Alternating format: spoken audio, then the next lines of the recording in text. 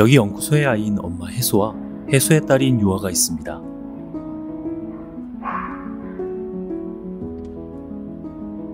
(6개월) 만에 만난 엄미 해수는 딸 유아를 바로 알아보지만 유아는 엄마를 알아차리는데 시간이 필요합니다.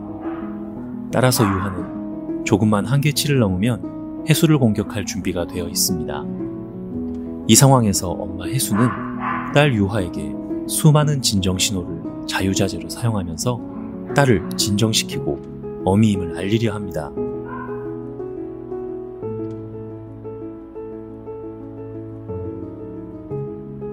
하지만 왜 유아는 다른 반응을 보이는 걸까요? 해수는 유아의 어미이지만 지금 유아에게는 그저 자신의 영역을 침범한 존재이기 때문입니다. 아이들은 이렇게 늘 몸짓으로 이야기하고 눈빛으로 이야기합니다.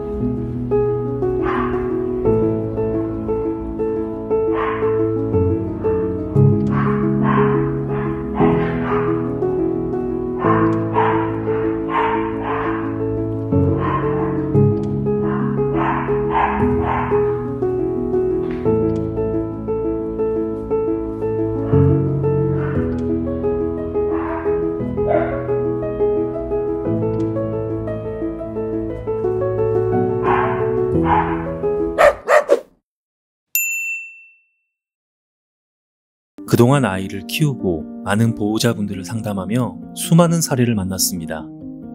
그중 상당수의 보호자분들이 아이들에 대해서 공부하지 않고 입양을 하시는 것을 알게 되었습니다.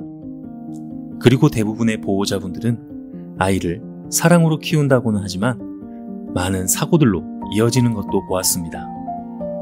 왜 이러한 사고들이 일어나게 되는 걸까요? 그 원인 중 하나는 스트레스 민감도가 있습니다. 스트레스 민감도란 아이들이 가지고 태어나는 일종의 방어 기제입니다.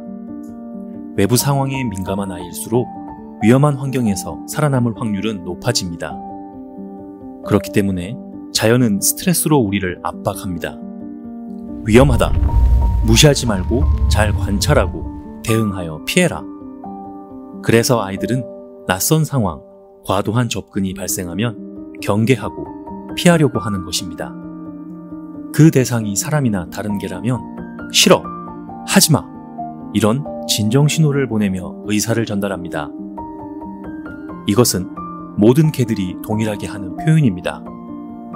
하지만 이를 공부하지 못한 보호자는 아이의 말을 알아듣지 못하기에 아이가 아무리 싫다고 해도 발은 닦여야 하고 목욕은 시켜야 하며 만지고 싶으면 만져야 하고 느닷없이 평생 처음 차에 태우고 가는 곳은 병원이고 병원에선 처음 보는 의사에게 주사를 맞고 약을 먹습니다.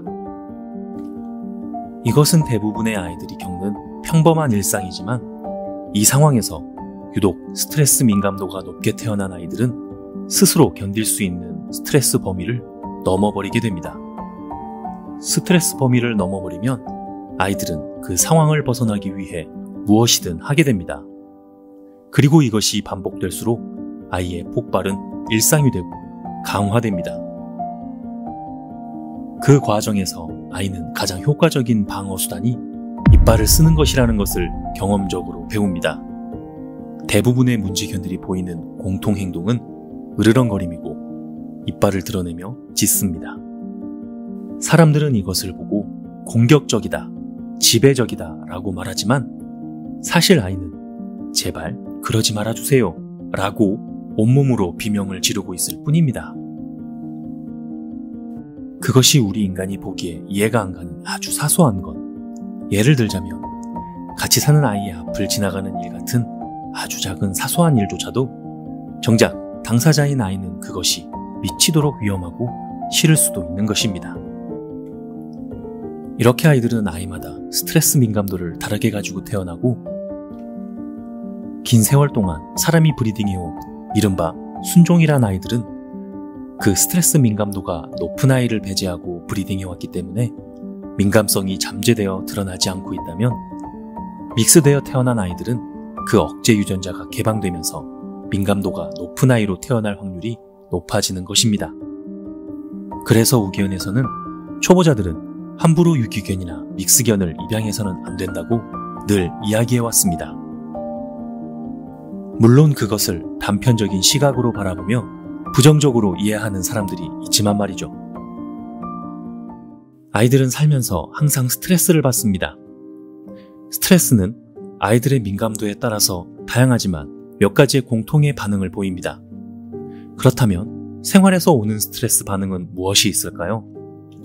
수많은 아이들이 제발 그러지 말라 하소연을 해도 알아듣지 못하는 경우 아토피, 피부 트러블 혹은 설사, 심하면 혈변을 보면서 아이의 몸이 비명을 지릅니다.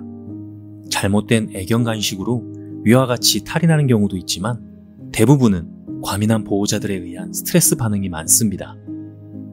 조금만 아이가 이상해도 차를 태우고 병원으로 달려가서 체온을 재고 주사를 맞으며 낯선 이가 아이를 만지고 아이는 결국 설사를 하고 피부 트러블이 생기며 혈변과 같은 스트레스 반응을 보이는 것입니다. 스트레스를 받으면 혈변을 보는 일이 인간에겐 드물게 나타나지만 개들은 자주 일어나는 일입니다. 그만큼 인간보다 장이 약하기 때문입니다. 연구소의 금진이만 해도 정말 싸우기 싫어하는 아이지만 어쩔 수 없이 싸우게 되면 일주일을 설사와 혈변을 놉니다.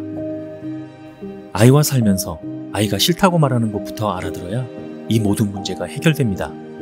다른 건 몰라도 제발 하지 말아주세요, 살려주세요라고 외치는 아이의 말을 공부하고 알아들으시길 바랍니다. 그것이 여러분이 아이를 키우며 해야 할 첫 번째 일이고 사랑의 시작입니다. 그렇다면 우리는 어떻게 대처해야 할까요? 스트레스란 생명이 세상을 살아가면서 겪을 수밖에 없는 일입니다. 하지만 아이들이 겪는 스트레스는 조금 다릅니다.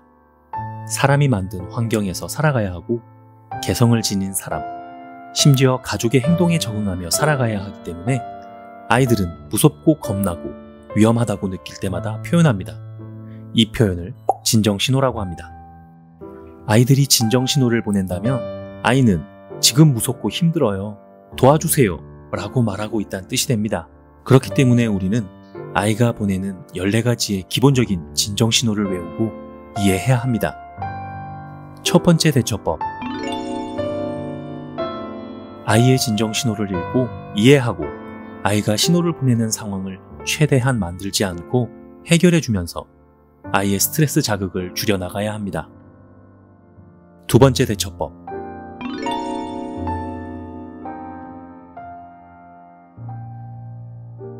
처음 겪는 일이 만일 반드시 필요한 일일 경우, 예를 들어 발을 닦아야 하는 일이라면 그 아이가 가진 한계치를 넘지 않는 선에서 즐거운 보상으로 조금씩 자극의 강도를 높여가면서 그 상황이 주는 스트레스에 익숙해지게 만들어주는 것이 보호자의 의무입니다.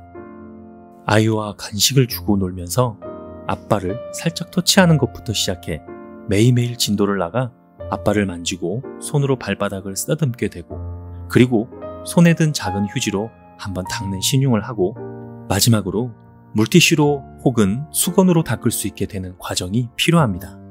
그리고 가장 중요한 것은 우리의 생각이 아니라 아이가 느끼는 스트레스의 한계가 그 아이의 한계치를 넘지 않게 해야 한다는 것입니다. 한계치를 넘어서는 아이는 진정 신호를 보내거나 도주 혹은 으르렁거리거나 물기 등의 이런 거부 신호를 보낸다는 사실을 기억하고 아이가 허용하는 범위 내에서 처음 겪는 일을 즐겁게 해주어야 합니다. 세 번째 대처법. 어떤 아이는 사람은 물론 다른 아이가 곁에 다가오기만 해도 으르렁거리고 공격적인 모습을 보입니다. 그것은 다견가정이거나 혹은 아이가 자라는 동안 다른 아이의 무례한 접근을 보호자가 막아주지 않아서 스스로 지키기 위해 생겨난 습관 같은 것입니다. 따라서 그런 아이가 있다면 아이에게 무례하게 다가서는 아이는 일단 차단하고, 다견가정의 환경이라면 따로 키우는 공간이 있어야 합니다.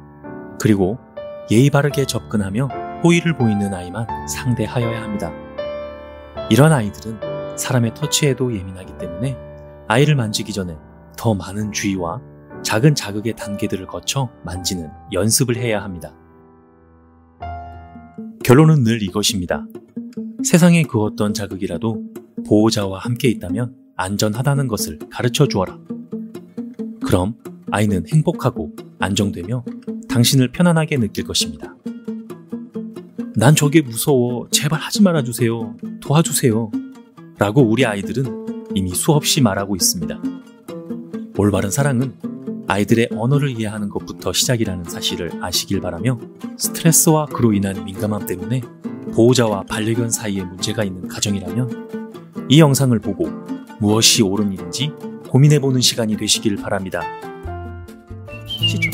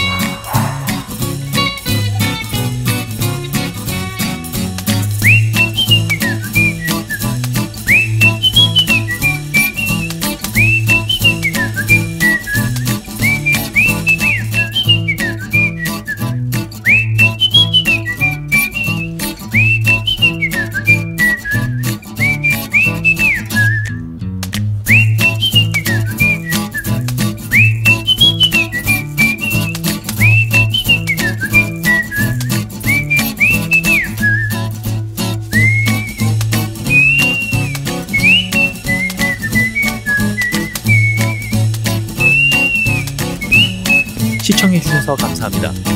다음 영상에서 뵙겠습니다. 세상에 없던 반려견 교육 프로그램이 여러분을 찾아옵니다. 아이들의 말을 알아듣고 아이들과 대화를 통해서 나와 아이가 소통하는 방법을 가르쳐주는 2박 3일간의 특별한 시간.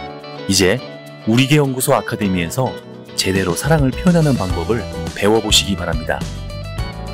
아카데미의 다양한 교육 프로그램과 다양한 할인 행사들이 준비되어 있습니다. 반려견과 행복한 삶을 살아가고 싶은 분들의 많은 신청 바랍니다. 이 세상에 완벽한 사람은 없습니다. 완벽한 의지만 있을 뿐이죠. 아카데미에서 뵙겠습니다.